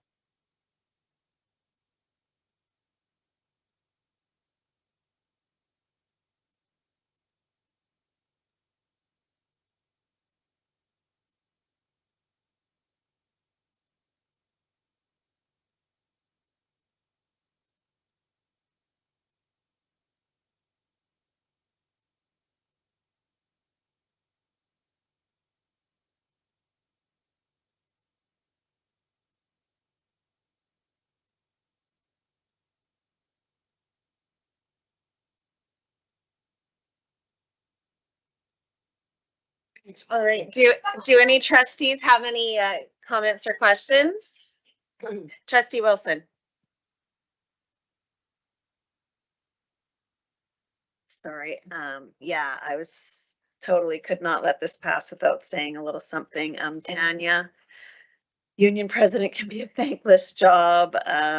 It's a huge balancing act, lots of late nights, never making everyone happy, at least not at the same time. We've laughed together, cried together. Wait, probably I'm the only one that's cried. I want you to know, though, that I appreciate you and all you have done for your membership and this school district, and I will miss you and wish you all the best in the future. Don't cry. It's not one of those times. Alicia, thank you for all your advocacy work for parents. You've given so much of your time representing parents at all of the ceremonies, announcements, meetings, etc. We've been lucky to have you, and I appreciate your willingness to always meet with me and give me your perspective. So thank you and good luck as well. Any other trustees? Nope. All right. Okay. Seeing no other questions or comments, we do have now's the time for this motion. A recommended motion that the Board of Education receives the strategic plan Community of Partners report for information as presented. Do I have a mover? Trustee Rye, seconder, Trustee Ward. Okay. Any discussion? Nope. All right. And all those in favor, please. Opposed? Carried unanimously. All right. Now we are moving on to Secretary Treasurer's reports. First item is 7.1, 2023-2024 Annual Budget Bylaw, third and final reading. I will pass this over to you, Secretary Treasurer Isley. Thank you, Chair. Trustees will recall at the last public board meeting, we went through the preliminary budget for the 23-24 school year. Since that time, we've held the budget open house for the community to be able to come in and ask questions, and our partners. And tonight we're back for the third and final reading. I will only go through it at a very high level since we did go through it in detail at the May meeting, but just wanted to refresh trustees and the public. The annual budget bylaw is just over 355 million, with the bulk of that obviously being in our operating funds, where we do most of our day-to-day operations from just over $275 million. Particularly on the operating side of things, with revenue of just over 280 million and expenses of 275 million. But with capital items that are funded from the operating, we need to transfer funds from our surplus to balance. So we are in a planned deficit of just under $2.6 million, of which we will need to have a board motion tonight to appropriate from our accumulated operating surplus to balance the budgets.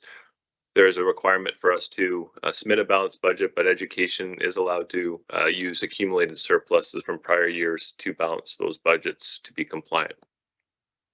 So the plan that is in your package shows the following appropriated amounts, being just over 507,000 from the amount to balance future budgets, just over 107,000 from infrastructure, 1.5 million for student capacity needs, as there's a lot of portables in this plan, and $150,000 for the projector replacements, and $300,000 for our contribution to the work being done at Peter Ewart on the expansion project. So with that, there is two motions in your package. The first being the one to use those restricted amounts to balance the budget. And then the other one being the third and final reading of the budget bylaw for the 23-24 budget. With that, I would be happy to answer any questions.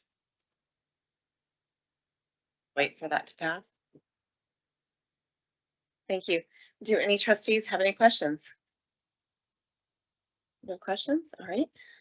Okay, do I have a mover for the first recommended motion that the Board of Education direct staff to appropriate the following restricted surplus amounts to balance the 2024 annual budget, internally restricted for student capacity needs, $1.5 million, internally restricted for infrastructure replacement, $107,804, internally restricted for projector replacement, $150,000, internally restricted to balance future budgets, $507,868, restricted for future district capital contributions, $300,000.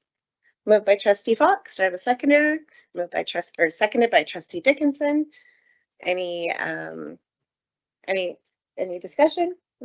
All right. Do I have a can I have a show of hands, please, for all those in favor? Any opposed? Carried unanimously. All right. Next recommended motion is that the School District number 35 Langley annual budget bylaw for fiscal year 2023-24 in the amount of $355,297,252 be given third reading, passed, and adopted on this 20th day of June 2023. Do I have a mover? Trustee Dickinson, second by Trustee Ward. Any discussion on the motion? Nope. All right. Can I have a show of hands for all those in favor, please? Any opposed? Carried unanimously. Thank you. All right, moving on to three-year financial plan. Back over to you, Secretary Treasurer Isley. So a few years back, the ministry conducted some work with the sector on financial health of the system. One of the recommendations was that boards would do a three-year financial plan to enhance the planning processes of boards and to inform the community.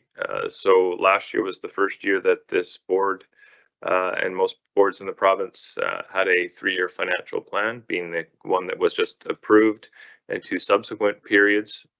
Staff have worked to expand that plan from what was done last year and will continue to do so as this process continues to evolve. This plan was shared with the board at the Finance and Facilities Committee meeting this month. And wanted to provide just a brief highlight. The package has the report in it, which has a fair bit of information in it, but did want to just touch on a few of the highlights. The plan is basically a status quo plan, planning the services that we provide going forward, taking into account the conservative estimates that we have put in for years 2 and 3 for enrollment for all the funding categories from the ministry, and assuming that the ongoing funding of collective agreements is rolled into those per pupil operating grants, which has happened over the last number of years. On the revenue side, we've also, in the year of 24-25, incorporated the fee increase of $1,000 per international students, which was previously approved by the board for a one-time increase in fees for the 24-25 school year. You also notice that the other ministry funding has declined a fair bit. That was a special grant that was provided for the collective agreements. We have assumed that would be rolled into the per pupil amount, so that's reflected in the ministry operating grant. On the staffing side, we've put in high-level assumptions on the staffing that we would need for those enrollment changes with students in all those categories. Put in a little bit in there for supplies for inflation. And the big one, obviously, being capital needs for portables with around $2 million a year for both the 24-25 and 25-26 school year. As you can see, that continues to have the district in a small deficit position of just under $2 million in year 2 and going up to $4.5 million in year 3, mainly driven by our need for funding for portables. So the district does have accumulated operating surplus. You can see the status of that balance with the restrictions that have been used tonight to balance the budget. We would have $8.7 million. We will be using most of those available funds in the balancing of the 24-25 year. And in the 25-26, without any changes or any further surpluses in the next 2 years, we would use up all of our surplus funds and still be short. The school generated funds are a bookkeeping item of the bank accounts in schools. It's not money that the board has at its disposal, but we are required to show that as part of our funds. So the big concern we obviously have is the district's growth and the need to continue to buy portables, and that's reflective in these numbers, as well as the ongoing costs that teacher increments, the uncertainty of whether exempt and admin raises will continue to be funded beyond the 23-24 year, which are cost pressures that the district has to absorb. So with that, I will hand it over to you, Chair, for any questions. Thank you. Any questions from trustees? Nope. All right. We have a recommended motion that the Board of Education approves the 3-year financial plan as presented. Do I have a mover? Trustee Ward, seconder, Trustee Fox. Okay, any discussion on the motion? All right, can I have a show of hands, please, for all those in favor? Any opposed? Carried unanimously. Thank you. Moving along to 5-year capital plan, 2024-2025. And pass this back over to you, Secretary Treasurer Leslie. Yeah, boards of education are required to submit a 5-year capital plan every year. So these plans are meant to guide the funding that comes from the ministry. The submission that we're making in the 22-23 school year pertains to the capital funding for the ministry's fiscal year of 24-25. So it's a little confusing. Their fiscal year, of course, is the financial year for the government, not for the school district, so they don't line up very well. The capital plans include all major and minor capital and all ministry-related programs. They must be submitted in line with the long-term facilities plan and requires a motion from the Board of Education, which is what is before you tonight. Last year, they made a slight change in the process where they split the process for major capital and minor capital, with major capital due in June and minor in September. That process is continuing forward. So tonight, what is before the board is the major capital submission for the June 30th deadline, with one exception. With the announcement of the foods program, there is some funding for capital for the food infrastructure program. And there are two intakes for that funding. The first being the one that it will be a revision to the current plan that they've already announced and funded districts on for the 23-24 year. Those submissions are due for June 30th, and we will get a revised capital plan letter to the one that we received in March. And then a September 30th submission again, which follows the normal process and timelines of a response in March of the following year. As mentioned, it covers all the programs. The only change I just mentioned was the food infrastructure program, which they're calling FIP.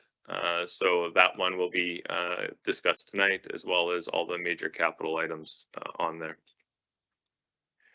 They continue to have two approval processes, one being a one-stage approval, being more for the minor capital, which once they inform us in March what they are approving, basically the district then procures them or goes to the next stages, and that's a one-step approval process. The larger projects are a potential three-stage process. Once again, they will let us know in March with the response letter of the stage one approval, and then they will give us guidance as to whether it goes to stage two, where we have to provide a concept plan, which is new in the last year or two, or if they are skipping the concept plan and the district is able to go to stage three, which is right to the project definition report. Once that happens, then there's another decision point before funding is announced to the district. As mentioned, with every capital plan, we get a 5-year capital plan response letter from the ministry in March of the following year of what the next steps are and what projects have been approved by the ministry for the board to undertake, and requires a bylaw that encompasses all those items that are approved by the ministry in order for the district to access those funds. There is a project contribution policy still, where there's an expectation on districts to contribute to projects that are expansion, growth, site acquisitions, and such. It is a requirement from the ministry. It's a case-by-case discussion. The ability for the district to contribute is not taking into account whether they support the project or not, but it does then have a discussion with the district as to what the contribution would be done on an individual project as those projects are being approved by the ministry. One project that was announced previously that still has not received funding approval is the Smith Neighborhood Secondary School. So that one is been approved to go to the project definition. Staff are working to get that project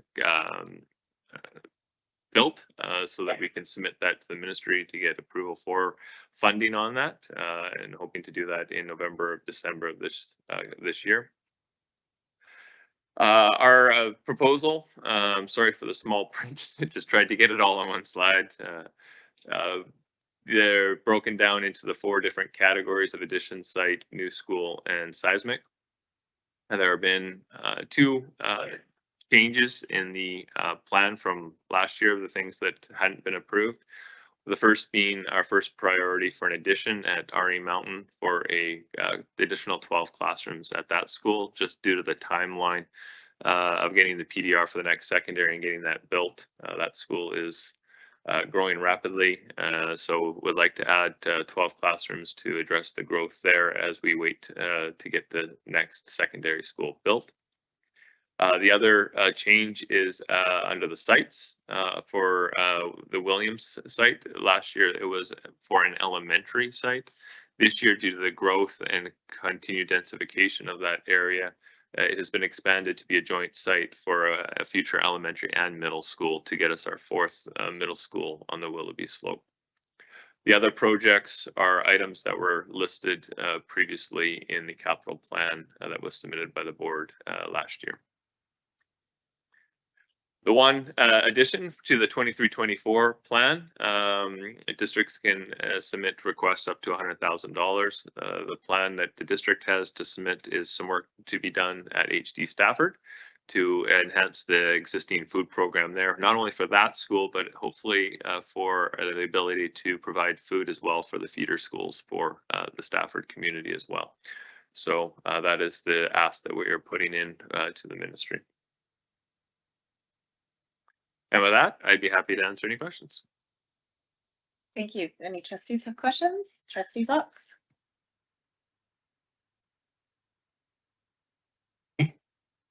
Through you to the Secretary Treasurer.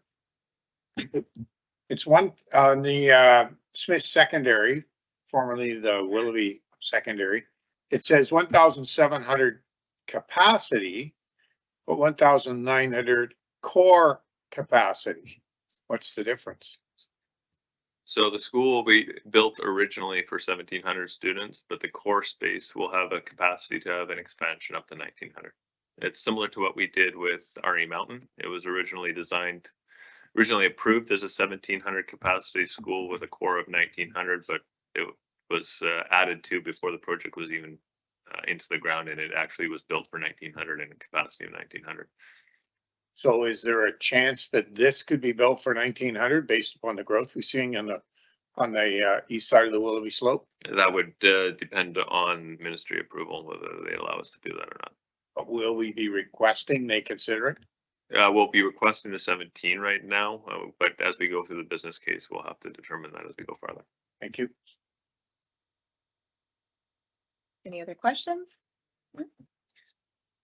All right, seeing no other questions, we have 2 recommended motions with regards to the 5-year capital plan. First being in accordance with provisions under section 142(4) of the School Act, the Board of Education of School District Number 35 Langley hereby approves the proposed 5-year capital plan, major capital programs for 2024-2025 as provided on the attached major 5-year capital plan.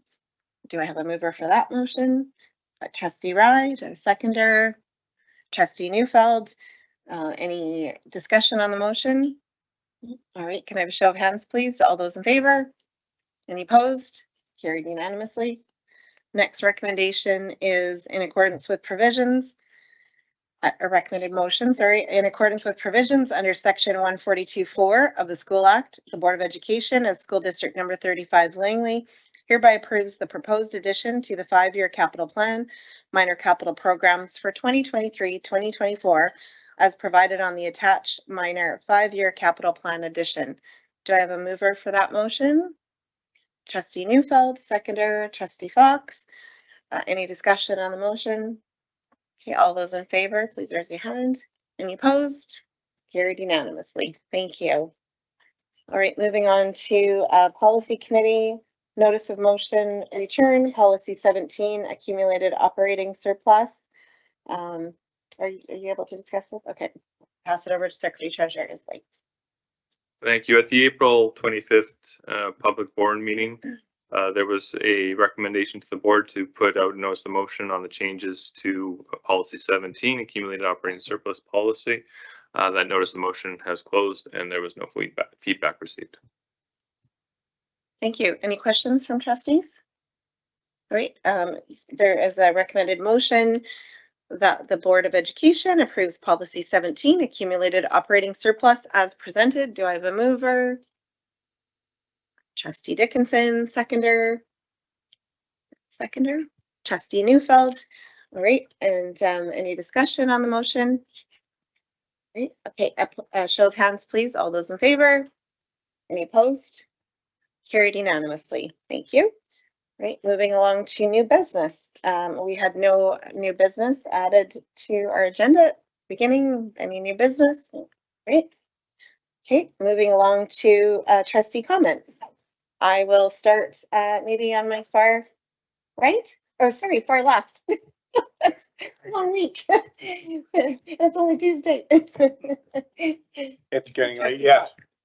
Just really quickly, thank you. This is the last meeting before summer, so thank you very much to our partner groups. It's a time of transition in some of our partner groups, and I certainly appreciate the work that Tanya and Alicia have done over the last time that I've been on the board. You will be missed and your leadership is much appreciated, but I know you're not far, so that's great. To my colleagues, we end the school year. It's been a good working with you and appreciate that. Senior staff, always fun to work with you. And I've appreciated the leadership that you've given, and I hope you take time this summer to take some time and enjoy some work, time of rest. And to the staff in the schools, it's a busy time now, and a couple weeks left. And I know that as one chapter of a year closes, you're already thinking about the year ahead. And but do take time to rest, relax, and re-energize for the coming 2023-2024 year. And lastly, to the students, it's another year, another increment, and I've enjoyed my going to the grad at Old Grove Secondary on Thursday night. I do Langley Fundamental. It's certainly great to enjoy the rewards of seeing the students finishing that 13-year journey and being a part of that celebration. So to all the students, have a great summer, and we'll see all of you, but those in grade 12 in September. Trustee Ward, do you have anything you'd like to say? Thank you. Perhaps my allergies are hinting at not speaking too long, so I think it's Trustee you. Rye and Trustee Clark. It's the end of the season. Is it? Yeah, I think it's both. I just, again, I'm going to echo your comments, but I won't repeat them, so thank you. And just to the grads, yeah, it was such a privilege to be able to speak at Vanguard and Langley Secondary. So that was a lot of fun, and congratulations to all the graduates and all the students, and for everybody here tonight. Thank you very much for showing up. And of course, I am going to be redundant then, and thank staff again for a great year and a great bunch of trustees. I think we've been able to kind of work really well together. So I'm very thankful for that. So thank you all. Thank you. Thank you. Trustee Wright? I don't have much to say. Just that this end of the school year, I'm just really happy, and it was quite a learning curve for me, but I've learned a lot. I'm looking forward to my next year. It was nice working with Alicia and yourself briefly. But yeah, I'm looking forward to summer vacation. My kids are going to be out of school. I get to sleep in a little bit. So I'm really looking forward to it. That's it. Thank you. Trustee Wilson? Great. Just again, congratulations, Tanya and Alicia, on representing your membership so well. Thank you for your service, and best of luck to both of you. National Indigenous Peoples Day tomorrow. The way to do your part in working towards reconciliation is by gaining knowledge of Indigenous peoples, history, culture, and ceremonies. So please take time tomorrow to enrich your learning. To all of our staff, parents, and students, you've made it to the end of the school year, almost. Hang in there, you can do it. Thank you for working and learning through some of the most challenging times in the history of education to make this school district the amazing place it is. And lastly, to all of the 2023 grads, congratulations. I wish each and every one of you all the success in your future endeavors. Have a great summer, everyone. Thank you. Trustee Neufeld? Absolutely. Thank you, Chair. I think my kind of word of the year has been patience, and patience with myself and patience with my team, patience with staff, with our partner groups, and just learning, listening, and not putting too much pressure on myself. So it's been a really enjoyable year. I've learned a lot. It's been a while since I've been in school, and a lot has changed. And now that I see it at the board level, but also as a level in elementary school with my daughter going to be going into grade 2. She is also a diverse learner, and it's a fun journey with, again, a lot of patience. So it's been a lot of fun, and I'll pass it on to Holly because I could keep going. Thank you, Trustee Dickinson, or Vice Chair Dickinson, actually. Not on yet. I will echo what everybody else said. Thank you to everybody in this room. You guys have been amazing. I know you are all looking forward to shutting down at the end of June and taking a well-deserved break. To the senior staff, you guys rock. Thank you for walking this journey with us and helping us along as we've learned. You two need to go and spend some time relaxing. I hope you have some nice casual plans for July. It was an absolute pleasure to be at Brookswood's grad yesterday. It was amazing. I'm an alumni from there. It was just everything that I hoped it would be and more. So congratulations to all the Brookswood grads and to all the rest of the grads across the district. I also just want to, because she's still sitting right here, I just, again, thank Emma for coming in. I can't believe she's in grade 7. That kid is going to move mountains. So I am very excited to see where her journey takes her. So have a good summer, everyone. Thank you. And I won't speak long, just wanted to wish everybody a really wonderful summer. It's been an absolute honor and pleasure to be here and to work with you all. And I'm sad that I didn't get to work with you, Tanya and Alicia, longer, but thank you for all of your hard work and service over the years, I guess. And I'm sure we'll see you still around. But it's been a great first year back on the board, and I've really enjoyed working with my fellow trustees, and look forward to a few more years with you, and just a thank you to everybody in the district for all of your hard work. It's truly a community and a team effort to do what you do every day, and especially congratulations to all of our grads that have worked so many years and so diligently to get where they are. And I too have spoken at one grad and looking forward to speaking at one more on Thursday. And it's been a very busy month, so I think a lot of people are looking forward to July. So enjoy a well-deserved rest once we get there. So, all right, thank you so much. So we will move along to question period. Just going to get to my screen here.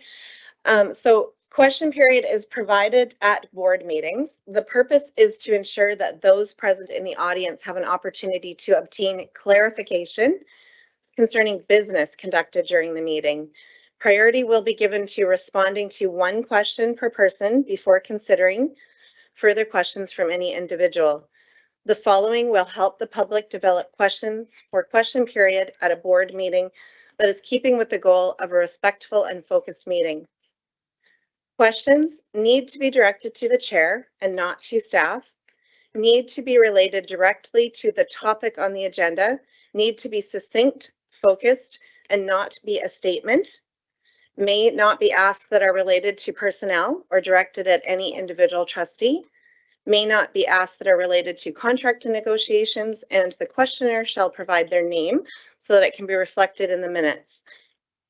All of the above are directions provided for in board policy number 7, board operations. The chair may answer, may defer to staff, or indicate a question may not be in keeping with the guidelines.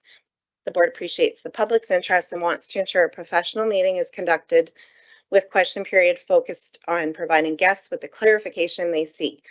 Trustees welcome questions from members of the public apart from question period. Their contact information is available on the district website. All right, and so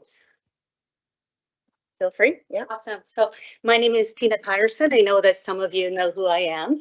I am here actually I saw on the agenda that Assistant Superintendent, sorry, I'm pointing at them because they spoke, but I'm addressing to you, Trustee Cashstone.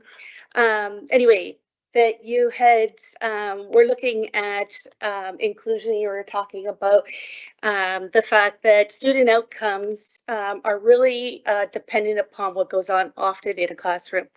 So I'm pleased to see that the 3 departments aren't going to be working in silos.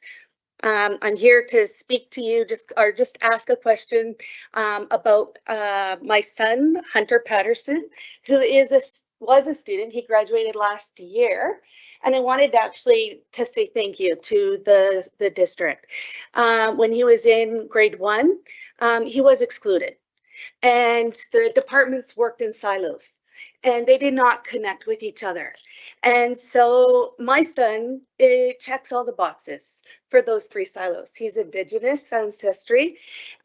He happens to be brilliant, but he also happens to have a special need. When he was in grade 1, not only was he excluded, he was told that he would not ever learn how to read by his teacher. The school district moved him to a new school, and that was Gordon Grade 1 Elementary. And I thank all those staff members for including him and really looking at what you're talking about in terms of alignment with school, parent, and students. He then continued on to Walnut Grove Secondary, went from grade 8 to 11, and they were fantastic, also did the same thing. And then finally to LSS, and that's because he's passionate about football, and so he went and played for LSS. And I want to just report that he is on the Langley Rams now for the 2nd year. He just finished Kwantlen College, where he got all A's and B's. And I just really want to stress how important it is that we are really truly embracing inclusion. And I wanted to ask, when we look at this, hopefully the board is going to ask for more money from our ministry and advocate more, so that way our staff can actually have inclusion, because the kids like Hunter. Thank you for being here. I deserve to be successful. I just want to ask you if you have a question. Did you have a question? Yeah, my question is, are you going to advocate for our kids more thoroughly in terms of ensuring that there's the funds and resources for inclusion and to support this excellent pillar plan?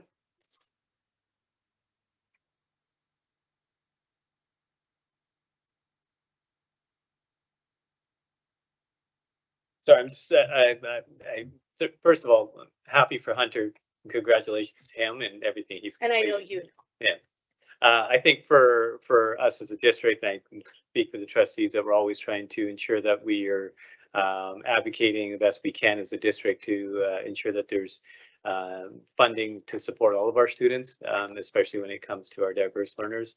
And I know that as a district financially, that's one of the things that we do as far as our budget is concerned, that we spend more than the money that's coming in, and we do reiterate that to our to the ministry as well. So certainly take that into consideration as we continue to have those conversations with the ministry around budgeting. Excellent, thank you. Thank you. Thank you. Can you state your name, please? Yeah. Couple of questions. For the enrollment projections, are we still using Beauregard as a consultant for that? Over to you, Secretary Treasurer. So we use the Beauregard program to do that, and then we do local knowledge with working with the municipalities that work with us, the city and the township. I was just curious, so, you know, we were a little surprised with the enrollment in 22 going into 23. I see that trending, so it's like 1,100, then 1,000, we go to 800. Seeing the slightly far field projections declining for total September enrollment, going down to, it's like a 585 increase, then a 497 increase from the 1,100 that we saw a couple of years ago. I'm just curious sort of what the major drivers are of an assumption of declining rate of change for the enrollment. We always go conservative with our numbers. Our capital numbers are slightly higher when we do our capital plan. Most districts have separate plans for budget because obviously that has implications on staffing, and you don't want to overestimate and have to reduce staffing. There is also numbers that we do get from the ministry based on the province and based on some of the work they do, and they do show a bit of a bubble that we've come through this year, last 2 years and this year, and it does tail off to the more 700 range going for the next couple of years. It's still incredible growth for Langley, but also, you know, the cost of living getting up there in Langley is also getting up there, and it's not, you know, it's deemed affordable. I'm not sure how that's deemed affordable, but it's still deemed affordable to be in Langley. So those are the factors that are slowly causing that to come down.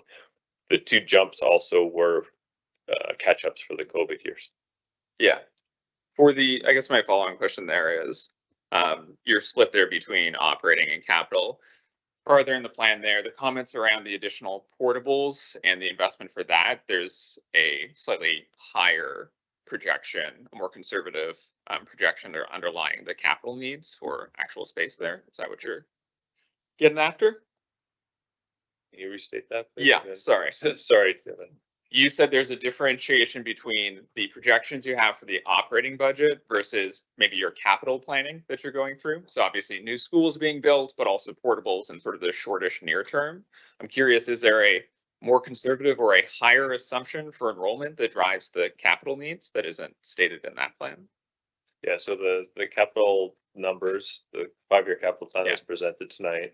When we submit our enrollment projections for that to the ministry, we have to do a 10-year plan. There are higher numbers than what we plan in our 3-year financial plan.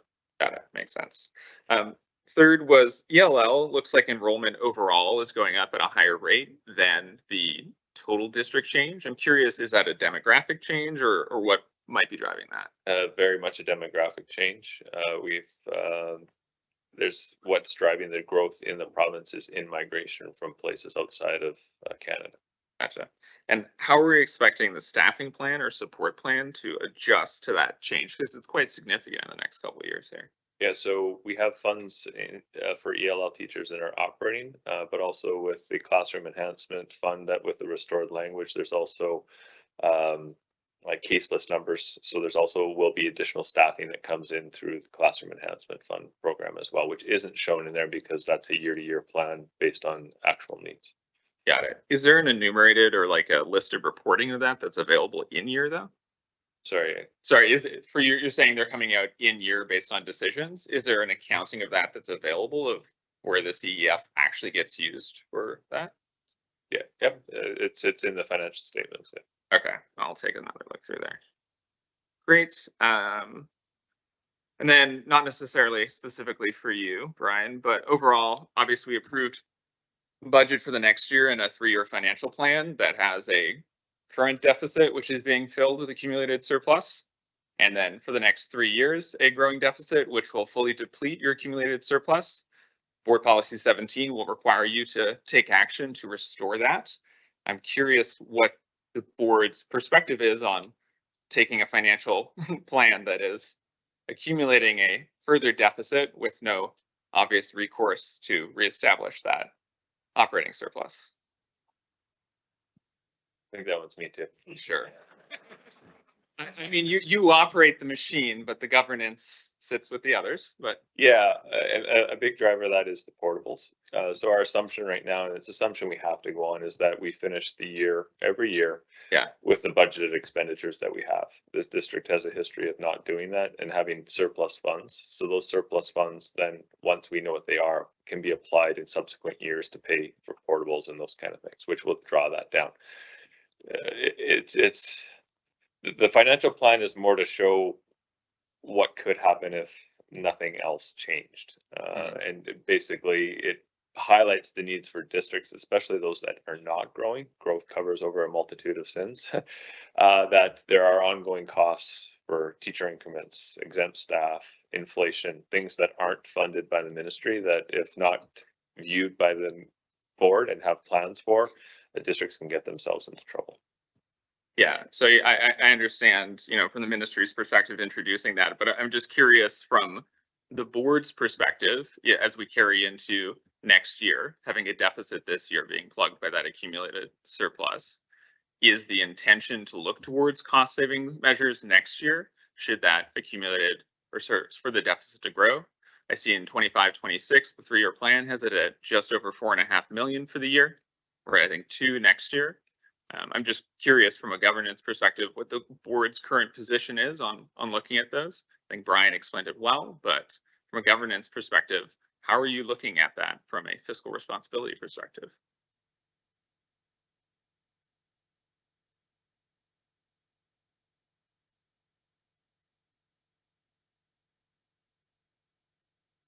So you're asking for an answer from the board. Can you submit that in writing to the trustees, please, and then we can work on getting you. Oh, just spiel on it now. What's wrong with that? Good questions, though, Evan. Yeah, no, nobody wants to take that on now during question period. It'd be better if you send it in writing, and then we'll get back to you for sure. Well, I'm sure it is better. Thank you very much.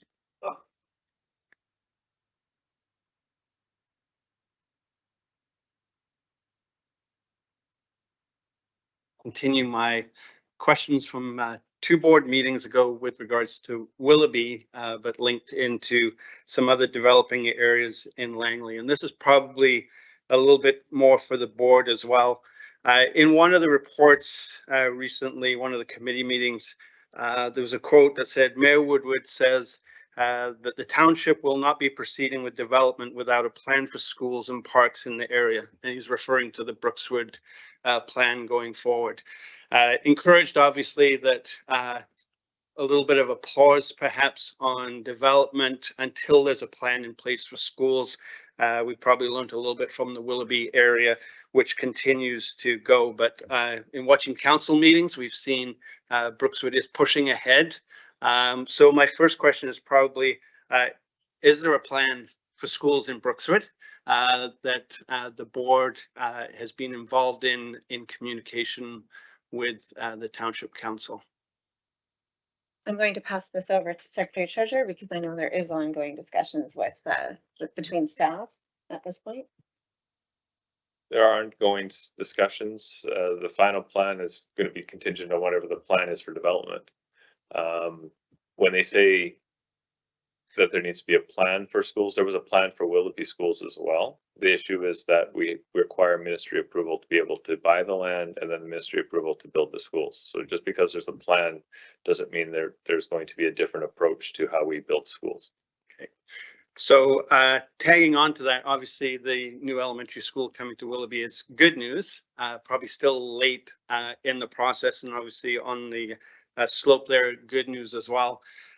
Is there communication from the board? We talk about advocacy, going to slowing down the development in Willoughby. I watched the council meeting and there were several people, particularly teachers up in that area, that were talking about particularly development that said, we're losing students that are going to other districts, to other schools, to private schools, and concerned about particularly the elementary schools up there. Is there a place for this board to advocate to council to slow down so that we can have a plan and work a plan with the ministry before pushing ahead with the umpteen signs that we have up in the Willoughby area? I'll address part of that, and then I can leave some of it to the trustees. The ministry only builds once there's kids, so slowing down the plan doesn't necessarily mean we'll get ahead of that curve. You'll see it in multiple places in the province that the kids are there before the buildings. They don't build on plans, they build on actual kids. Just to add to that too, we do have a joint SD 35 Township of Langley committee, and I believe certain high level discussions are had at that point. And I don't sit on that committee, but we do have that communication open between the township as well as we have one for the city with the board as well and senior staff. So can I ask if the board is concerned about the development that's going on and the school lack? Sorry, Secretary Treasurer. I've spoken and we've talked about the fragility. I think I got in trouble from Mr. Gill, Superintendent Gill, last time talking about the crisis, and we're not at the crisis, but we're looking at facilities, we're looking at staffing. There's great, I love the emotion and I love what the staff is doing for the students, but at some point it's going to be stretched so thin that I hope there's not a collapse, but we're getting closer from each year that we go, and every year we go further. I would love to see this board publicly look at what are some ways that we can deal with, I'm going to use the word crisis again, because I think it's going to happen. I'll just speak to that the board is always concerned about school space. We have a growing number of portables And we're always advocating, whether it be, even at BCSTA, we were just there and a ton of motions went forward to the provincial government, not just from our district, but over the province. So I believe I can speak on behalf of the board to say, yes, we're concerned about the growth and having enough school space. And we do what we can for sure to advocate for more school spaces. And they can't come quick enough. And we can't keep adding portables, of course, so. But we are. Thank you. I have another question. Yeah, they are. Province, man, you know, they only fund demonstrated need, and it's MLAs, talk to the province. I'm a member of the public, so y'all gotta listen to me one more time. I forgot to say, can we have this is my question, Evan, again. Can we have a gentle round of applause for Secretary Treasurer and his staff for a wonderful, transparent, and fulsome budgeting process? I think probably always improving. The report this year, though, I think in particular, very well sort of demonstrated the sources, the drivers. The province came through with a great framework, which I think you followed very well. And I think it provides probably one of the most fulsome and transparent looks into what the district is up to that I've seen in a very long time. So can we please have a gentle clap for everyone? Thank you for that, Evan. We are very fortunate for sure in our district to have the staff that we do. So, all right. Seeing no one else at the podium for a question period, I will move along to adjournment. Do I have a motion to adjourn the meeting at 9:19 p.m. Trustee Wilson, seconded by Trustee Ward. All those in favor? Opposed? Thank you. Have a great evening.